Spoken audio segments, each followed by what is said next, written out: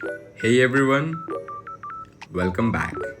If your channel name doesn't feel right anymore, here how to change it quickly from your phone.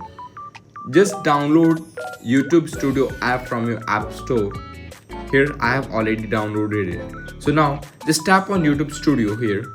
Now tap on your profile icon here and now click on the edit channel.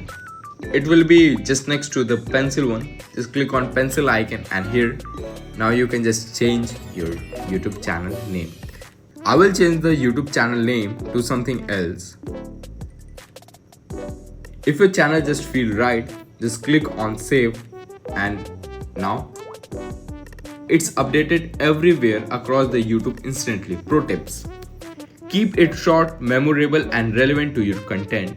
Changing your name can refresh your brand and attract new viewers. If that helped, don't forget to like and subscribe. More YouTube branding tips coming soon. Thank you for watching and I will see you in the next one. Bye bye.